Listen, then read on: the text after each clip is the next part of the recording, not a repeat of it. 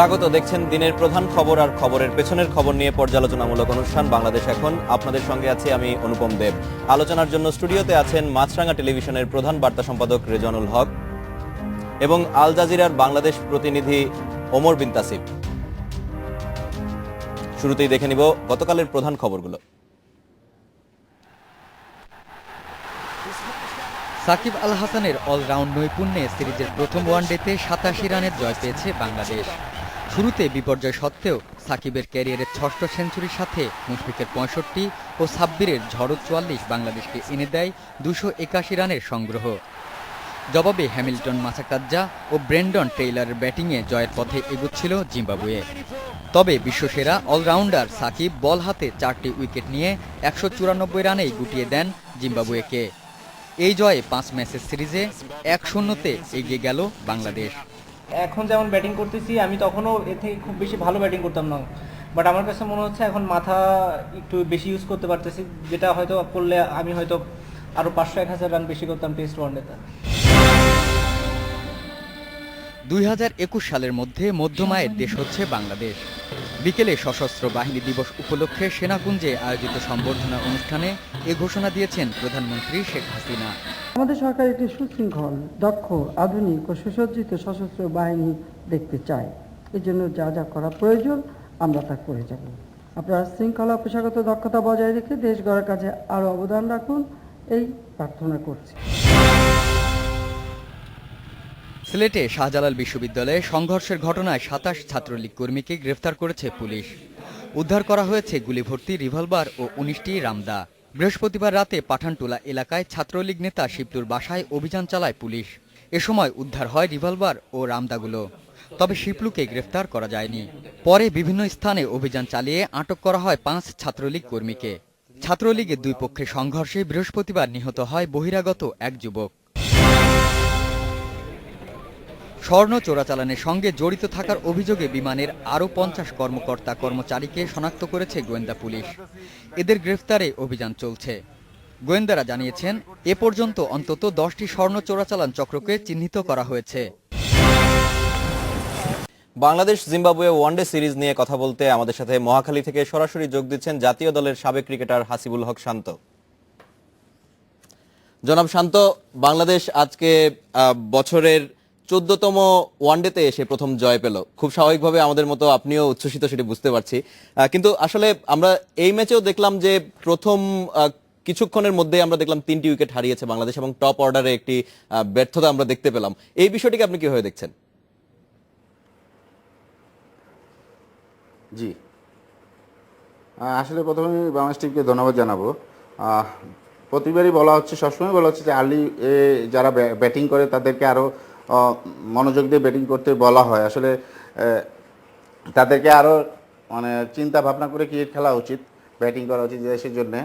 তো আমার মনে হয় যে এই যে তারা যে প্রতিবার ফেইলিওর হচ্ছে সেই জিনিসগুলো নিয়ে একটু হোমওয়ার্ক করা দরকার, তাহলে মনে হয় যে এই গ্যাপটা পূরণ হবে বাংলাদেশে। আচ্ছা শান্ত ভাই, এই ম্যাচের টার্নিং পয়েন্ট হিসেবে কি দেখছেন? কারণ আমরা দেখছিলাম যে বেশ ভালোই ব্যাট করছে জিম্বাবুয়ে এবং একসময় যেই আস্কিং রান রেট ছিল সেই রান রেটের কাছাকাছিও চলে গিয়েছিল, কিন্তু সেইখান থেকে আবার টার্ন করে বাংলাদেশ এই ম্যাচটি বেশ একটি বড় ব্যবধানে জিতলো। টার্নিং পয়েন্টটি কি বলবেন আপনি? টার্নিং পয়েন্ট আসলে আমাদের যে স্পিন অ্যাটাক খুব ভালো বোলিং করেছে আরাফাত সানি, মোহাম্মদুল্লাহ রিয়াজ, সাকিবুল হাসান। বলবো যে ওদের এই ভালো বোলিংয়ের জন্যই কিন্তু জিম্বাবুয়ে এত কম রানে অল আউট হয়ে গেছে। আমার মনে হয় যে স্পিনের এই বোলিং অ্যাটাকেরটাই আমাদের টার্নিং পয়েন্ট। শান্ত ভাই, আরেকটা প্রশ্ন আপনাকে করতে চাই যে প্রথমেই বললাম যে বছরের ১৪তম ওয়ানডে খেলে বাংলাদেশ জয় পেল এবং বাংলাদেশের কিন্তু আমরা এর আগেও দেখেছি যে বেশ কয়েকটি সিরিজে নিউজিল্যান্ডকে হোয়াইট ওয়াশও করেছে, জিম্বাবুয়েকে এবার দ্বিতীয়বারের মতো আমরা দেখলাম টেস্টে হোয়াইট ওয়াশ করেছে এবং বাংলাদেশ বেশ লম্বা বিরতি পরপর জয়ের দেখা পাচ্ছে। এই ধারাবাহিকতাটা কেন থাকছে না শান্ত ভাই?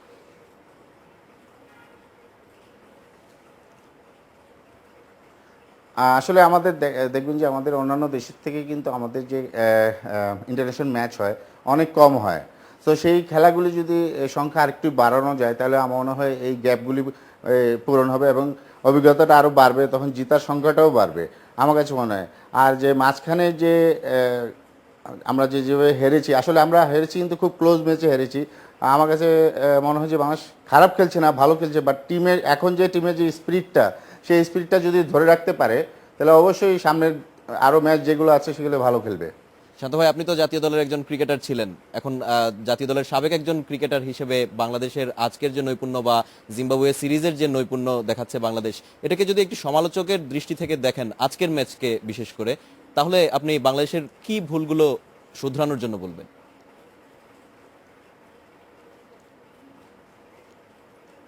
আসলে প্রথমে আমি বলবো যে আমাদের যে ব্যাটিংয়ের স্টার্টিং যেটা আপনি প্রথমেই বলেছেন যে আর্লি উইকেট পড়ে যাচ্ছে, সেই দিকে খেয়াল রাখতে হবে। এবং আমাদের যে বোলিং অ্যাটাক দেখা যাচ্ছে প্রথমে ওপেনিংয়ের দিকে বোলিংগুলিও ঠিক মতন আমরা সার্ভিস দিতে পারছি না, আমাদের স্পিনাররা এসে সেটাকে কাভার দিচ্ছে।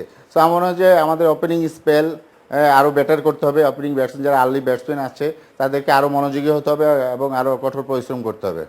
শান্ত ভাই, মুশফিক একটি দারুণ ক্যাচ নিয়েছেন আজকে আমরা দেখতে পেলাম, কিন্তু তারপর আমরা দেখেছি যে ম্যাচ জুড়েই বিভিন্ন সময় মিসফিল্ডিং হয়েছে, ক্যাচ মিস হয়েছে। সেক্ষেত্রে জি, জি। ফিল্ডিং এ কি বাংলাদেশ আগের তুলনায় একটু বাজে পারফর্ম করছে?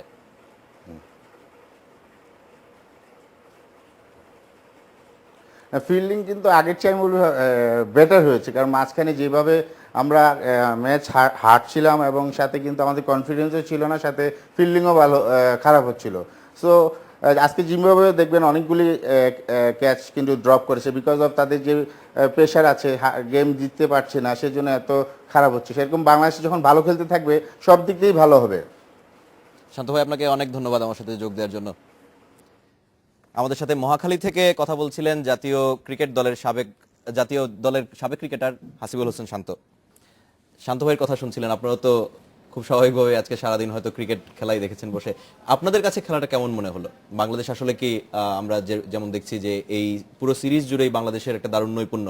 আগে যেমন দেখা যেত যে একক নৈপুণ্য একজন ব্যাটসম্যান বা একজন বোলারের উপরেই আমাদের নির্ভর করতে হতো, এখন কিন্তু আমরা বেশ কয়েকজন ব্যাটসম্যান, বেশ কয়েকজন বোলারকে দেখতে পাচ্ছি তারা নৈপুণ্য দেখাচ্ছেন। সামগ্রিকভাবে টিম হিসেবে বাংলাদেশের স্পিরিটটা আসলে কোন জায়গায় এখন?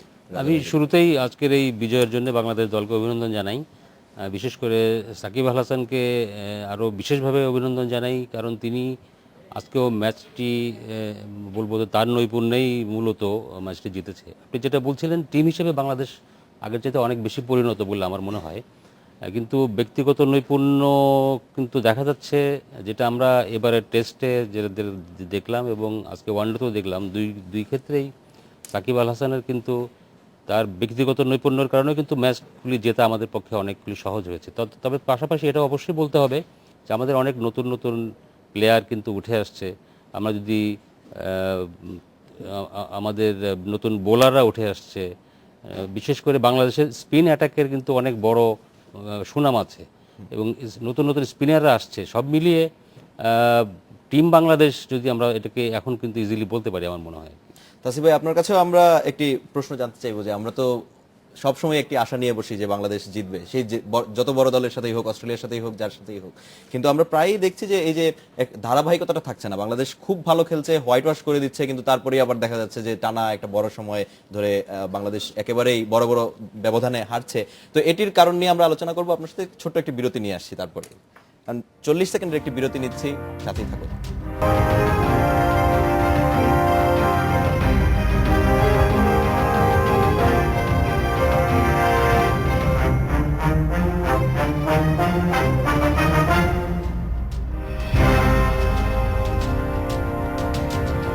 বিরতির পর ফিরে এলাম, দেখছেন বাংলাদেশ এখন।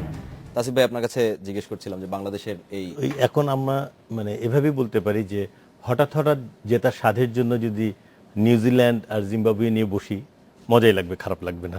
কিন্তু এই যে কনসিস্টেন্সি যেটা আমরা বলি, এটাকে নিয়ে আসার জন্য রেগুলারলি একটু স্ট্রঙ্গার টিমের সঙ্গে খেলার ব্যবস্থা যদি থাকে।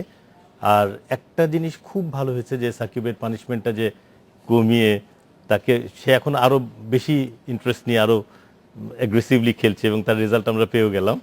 সো আমি বাংলাদেশ টিমকে একটাই বলবো যে আসলে তো অভিনন্দন জানাচ্ছি, প্লাস এখন আরও আমাদের রিগোরাস ট্রেনিংগুলো আরও লাগবে এবং অসম্ভব রকম পরিশ্রম করে ওই স্ট্রঙ্গার টিম হারাতে হারাতে হারাতে হারাতে একটা জায়গায়। কিন্তু এই বড় দলগুলোর সাথে খেলার দাবি, সেটা তো আমরা দেখছি যে বিসিবির পক্ষ থেকে মাঝে মধ্যে জানানো হচ্ছে এবং ক্রিকেটাররা বলছেন যে আমরা বড় দলের সাথে খেলতে পারছি না।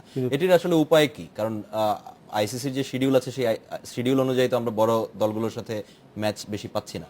একটি উপায় হচ্ছে যে আমাদেরকে পারফর্ম করে আমাদের গুরুত্বটা, আমাদের ওয়েটটা বাড়াতে হবে। আসলে বাংলাদেশ, আসলে আপনি জানেন যে আমরা সকল টেস্ট প্লেয়িং কান্ট্রিকে কিন্তু অলরেডি হারিয়েছি, কিন্তু তারপরেও আমাদের র্যাঙ্কিংয়ে কিন্তু বাংলাদেশ এখনো মাত্র জিম্বাবুয়ের চাইতে উপরে, তাছাড়া বাকি সবাই আমাদের উপরে। এবং এবারই এটা অর্জন করলো। এবং এবারে এটা অর্জন করলো, এবং এবারের গ্যাপটা অনেক বেড়েছে। তো যেটা বলছিলাম যে আমাদের কিন্তু খেলে খেলেই আমাদেরকে মানে ক্রিকেট বিশ্ব যারা আছে, যারা ক্রিকেট বিশ্ব নিয়ন্ত্রণ করে, তাদেরকে বোঝাইতে হবে যে না, আমরা ওইরকম টিম যে আমাদের সঙ্গে তোমাদেরকে খেলতে হবে। ওই জায়গাটা ঠিকই বলেছে যে আমাদের এই যে ধারাবাহিকতা না থাকার একটা বড় কারণ হচ্ছে যে আমরা বড় বড় টিমের সঙ্গে খেলার সুযোগ খুব কমই পাই। এবং আপনি যদি আমাদের জয়ের রেকর্ড দেখেন, আপনি দেখবেন যে জিম্বাবুয়ের সঙ্গে আমরা বেশিরভাগ সবচেয়ে ভালো করেছি। তারপরে নিউজিল্যান্ড, হ্যাঁ, নিউজিল্যান্ডের সঙ্গে ওদেরকে হোয়াইট ওয়াশ করার বিষয়টা আসলে কি বলবো, এটা একটা অবশ্যই আমরা ভালো খেলে জিতেছি, কিন্তু আমরা আবার দ্বিতীয়বার এটা করতে পারবো কিনা সেটা নিয়ে আমার সন্দেহ আছে। এনিওয়ে আমরা এনকারেজ করি বাংলাদেশ টিমকে, এবং যেটা রাজা ভাই বললেন যে আসলে ওই ভালো টিমের সঙ্গে খেলার যোগ্যতা নিজেদের অর্জনই করে নিতে হবে। ক্রিকেট খেলার সাথে আবার মার্কেটের একটা প্রশ্ন জড়িয়ে আছে এখন, যে বাজারে সেটা কিভাবে বিক্রি করা যাবে। সেই ক্ষেত্রে বাংলাদেশ আসলে অনেকের কাছেই হয়তো উৎসাহের একটি দেশ হয় না ম্যাচ খেলার ক্ষেত্রে। সেটা তো আপনারা জানেনই যে আমরা এখন পর্যন্ত আমাদের দুর্ভাগ্য বা ভারতীয়দের একটা নেতিবাচক দৃষ্টিভঙ্গি যে আমরা এখন পর্যন্ত ইন্ডিয়াতে গিয়ে খেলার সুযোগ পাইনি। তো কারণ কি, কারণ তাদের হিসাবে নাকি যে বাংলাদেশ গেলে ওইটার বিক্রি হবে না ওই ম্যাচটা। তো আমি এগেন ওই একই কথাই বলবো যে আমাদেরকে আসলে ঠিক আছে